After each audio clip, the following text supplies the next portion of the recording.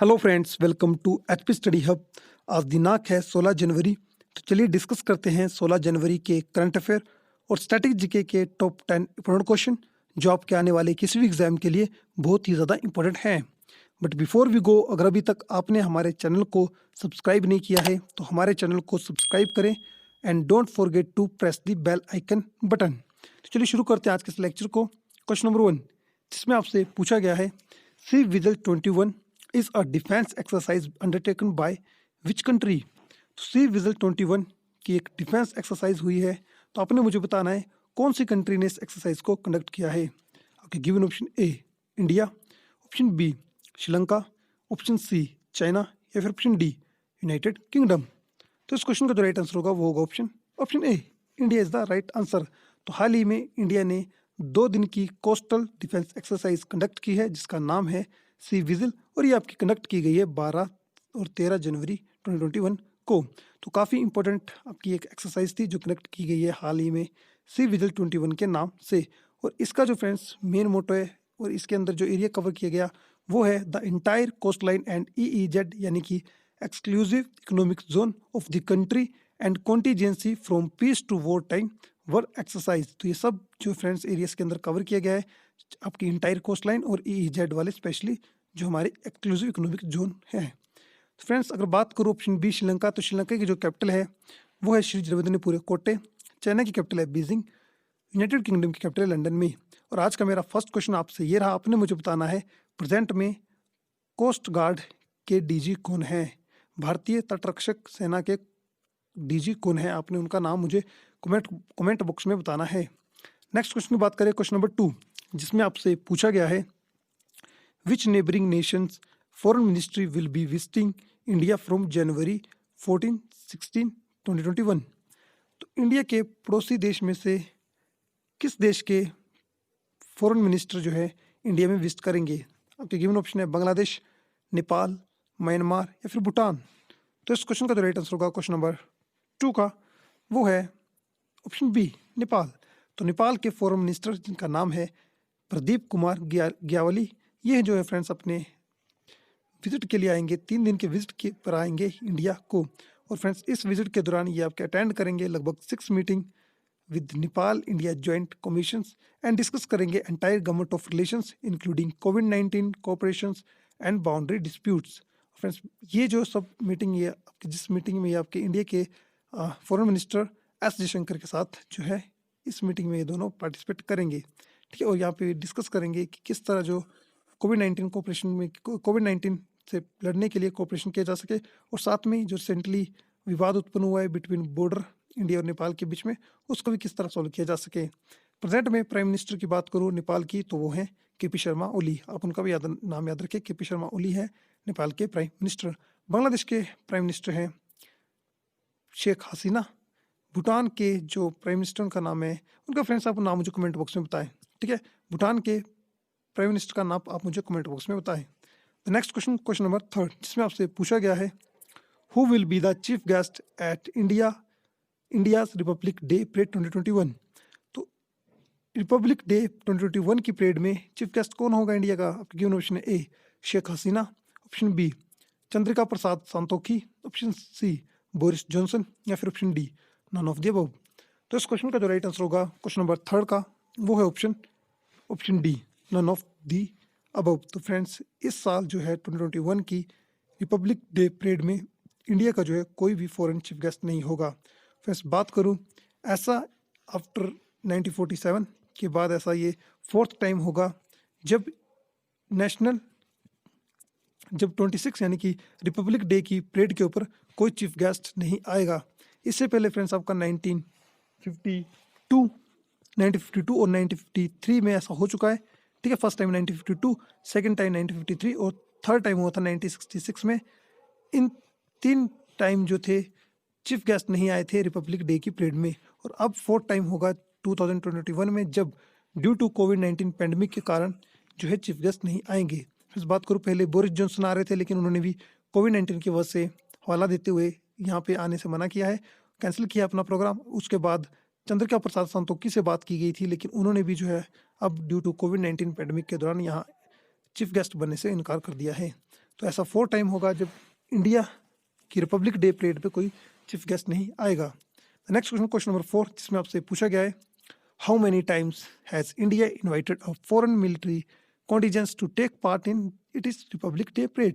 तो फ्रेंड्स, कितनी बार इंडिया इनवाइट कर चुका है अपनी रिपब्लिक डे परेड के ऊपर फॉरेन मिलिट्री कॉन्टिजेंट्स को? आपके गिवन ऑप्शन है 4, 5, 6 या फिर 3।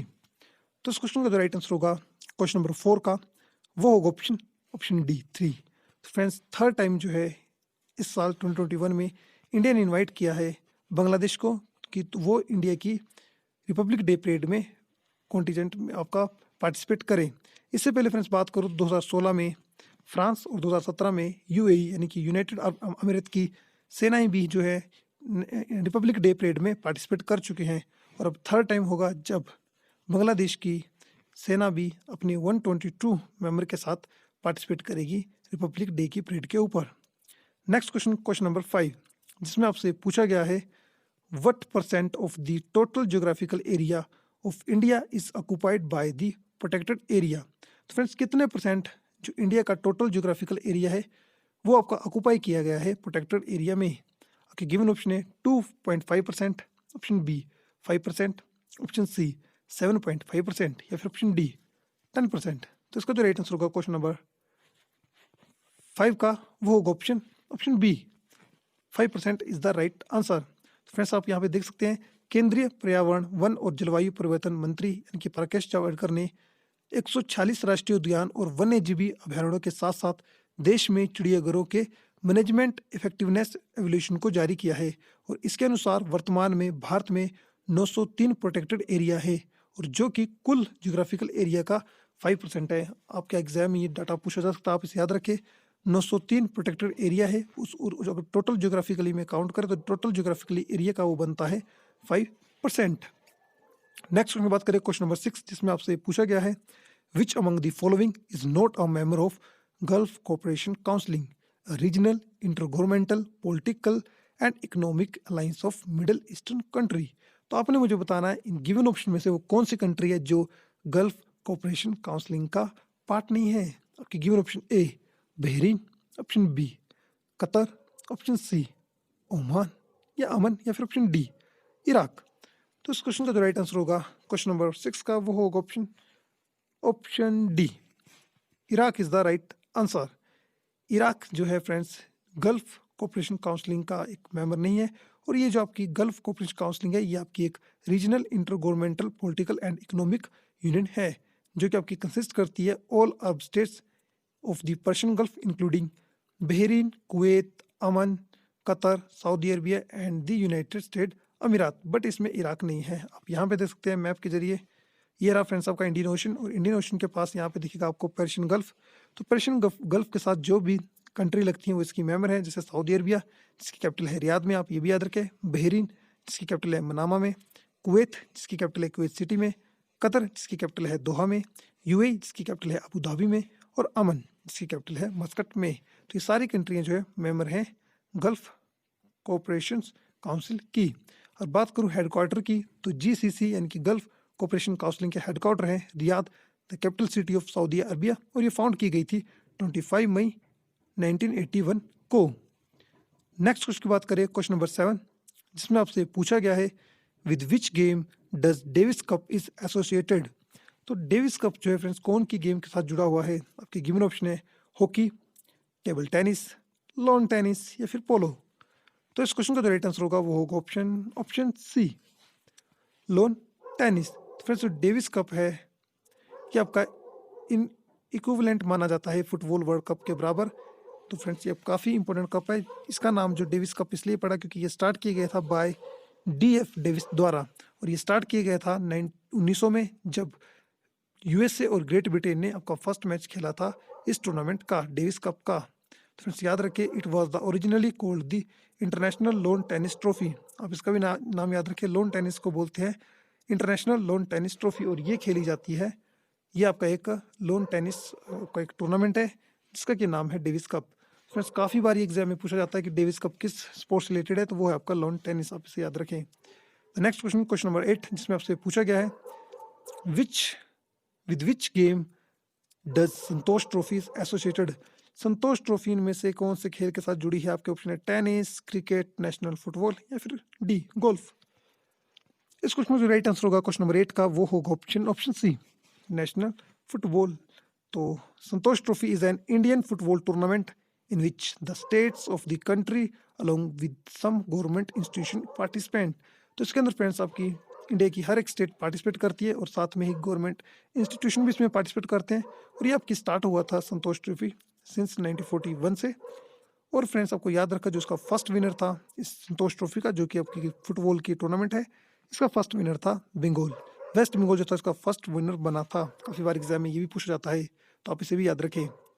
द नेक्स्ट क्वेश्चन नंबर 9, जिसमें आपसे पूछा गया है the mid day meal scheme has been launched by the union ministry of. Mid day meal scheme को किस मिनिस्ट्री ने लॉन्च किया?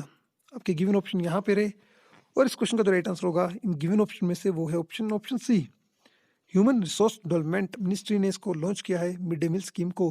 और मिड डे मील जो स्कीम है फ्रेंड्स एक स्कूल मील प्रोग्राम है जो कि गवर्नमेंट ऑफ इंडिया ने डिज़ाइन किया है for the better and nutritional standing of school age children nationwide. और ये लॉन्च की गई थी 1995 में। आप इस ईयर को भी याद रखें। सेक्टर इसका मेन जो फील्ड में काम करेगी वो करेगी एजुकेशन और हेल्थ केयर के सेक्टर में। इसको लॉन्च किया गया था प्राइम मिनिस्टर जो उस वक्त के थे पीवी नरसिम्हा राव, और ये काम करती है under the ministry of human resource and development, जो कि प्रेजेंट में इसके मिनिस्टर है रमेश पोखरियाल नायक। नेक्स्ट क्वेश्चन नंबर 10 और आज के last question, the most literate union territory in India is.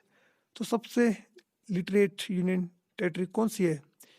क्योंकि दिल्ली, लक्षद्वीप, दिल्ली या फिर पुडुचेरी। तो इस क्वेश्चन का जो राइट आंसर होगा द मोस्ट लिटरेट जो यूनियन टेरिटरी है इंडिया की वो है option B, Lakshadweep. Lakshadweep is the right answer. फिर बात करूं as per the census of 2011 the literacy rate of Lakshadweep is 91.85%। और अगर मेल की लिटरेसी रेट देखिए तो वहाँ पे है 95.56% और while the female literacy rate is 87.95%। Friends अगर ओवरऑल देखा जाए तो सबसे अच्छी जो लिटरेसी है वो लक्षद्वीप की ही देखने को मिलेगी इंडिया में। अगर स्टेट वाइज देखें तो लिटरेसी रेट में आगे है केरल स्टेट। तो फ्रेंड्स आज के इस लेक्चर में हमने डिस्कस कर लिए हैं आज के टॉप 10 इंपोर्टेंट क्वेश्चन। अगर आपको इस लेक्चर की पीडीएफ चाहिए तो आप हमारे Telegram group HP study hub को ज्वाइन कर सकते हैं। वहाँ पे आपको हमारे सभी लेक्चर की पीडीएफ मिल जाएगी। जो मैंने आपसे क्वेश्चन पूछे उनका आंसर कमेंट बॉक्स में जरूर बताएं। तब तक के लिए अपना ख्याल रखें, सेफ रहें। मिलते हैं नेक्स्ट लेक्चर में। धन्यवाद।